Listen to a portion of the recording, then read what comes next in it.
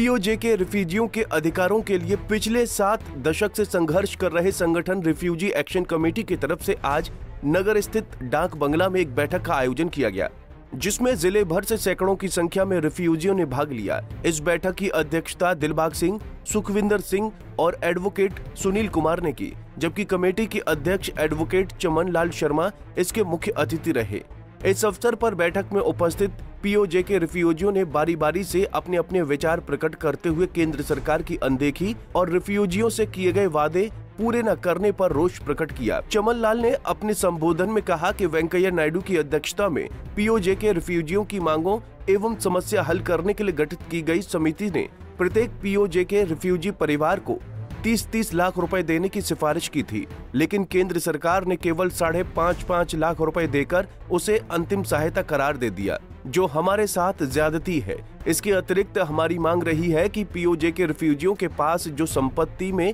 जमीनें अथवा मकान हैं, उनको उसका मालिकाना हक दिया जाए। जिनके पास कम जमीनें हैं, उन्हें 1947 में जारी आदेश के आधार पर 48 केनाल जमीन दी जाए। जम्मू कश्मीर विधानसभा और लोकसभा में रिफ्यूजियों के लिए सीटें आरक्षित की जाए, लेकिन उन पर कोई कार्रवाई नहीं हुई है। बैठक में इस बात का निर्णय लिया गया कि पीओजे के रिफ्यूजी अपनी मांगों को पूरा करवाने के लिए फिर से संघर्ष करेंगे, जिसमें आने वाले दिनों में उपराज्यपाल और केंद्रीय गृह मंत्री को अपनी मांगों को ज्ञापन सौंपा जाएगा। पुंछ से धनुज शर्मा की रिपोर्ट। पेंडिंग डिमांड से हमारी, जैसे कि गवर्नमेंट का एक कमीशन मुकर्रर हुआ था 2012 में कि ये 30,000 का प्रपोजल गया था। उसके बाद गवर्नमेंट ने क्या किया कि 5 लाख देख के हमें जो है उसे फारग कर दिया। हमें कहते हैं रीओपन किया जाए, जो प्रपोजल जो है वही प्रपोजल रखा जाए कि हमें जो है वो इंस्टॉलमेंट 30 लाख जो हमें दी जाए। उसके बाद जो हमारे ओनरशिप है, हमारे मकान जो हाउस हैं उसकी ओनरशिप है वो हमें दी जाए। उसके बाद जो हमारी सर ज़मीन है, हमारी लैंड्स हैं, जैसे कि कुछ रिफ्यूजी लोग जो हैं जो ज़मीनों पर सर 70 साल से जो मैं कहूँगा उनकी पोजेशन है,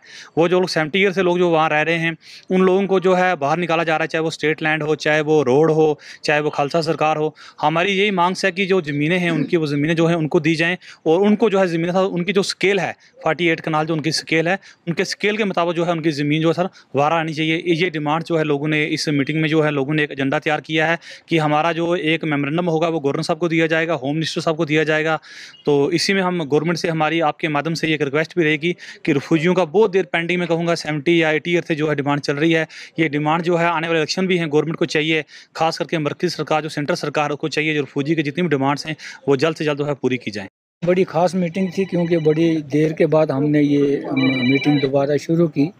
हमारी जो डिमांड्स हैं खाली पैसे की नहीं, बल्कि हमारे जो परमानेंट सेटलमेंट के राइट्स, ओनरशिप के राइट्स, और साथ में ये जो कानून बदल रहे हैं और पीओके के एरिए की जो हम लोग यहाँ बाशिंदे हैं, इनके ऊपर प्रॉपर्टी टैक्स वगैरह की जो गवर्नमेंट सोच रही है,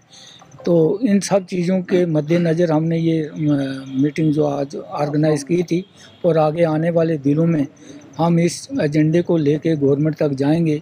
कि हमारी परमानेंट सेटलमेंट नहीं हुई और ये टैक्स वगैरह की जो प्रपोजल आप बना रहे हो, इसमें हमें चौकीदारी खाते में से बाहर निकालो, ओनरशिप राइट दो, और बाद में जितनी भी हमें जो रिलीफ वगैरह मिली आज तक वो स्टेट गवर्नमेंट के हवाले होती रही, हमें बहुत कम शेयर मिलता रहा, उसके साथ भी हमारा कोई जस्टिस नहीं हुआ। वेंकैया नायडू जी की कमेटी ने जो रिकमेंड किए थे 30 लाख,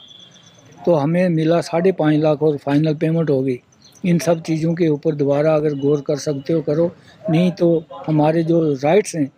परमानेंट सेटलमेंट के और ओनरशिप राइट्स के, और उसके साथ में ये जो टैक्स वगैरह लगा रहे हो ये हमारे ऊपर ना लगें, क्योंकि हमारा जो डिस्प्यूटेड एरिया है अगर वो वापस लोगे तो यहाँ ओनरशिप राइट उन लोगों के इंटैक्ट हैं, तो यहाँ सिविल वार होने के चांसेस हो जाएंगे। तो फिर उस टाइम में ये जब तक पूरी पहले प्लानिंग करके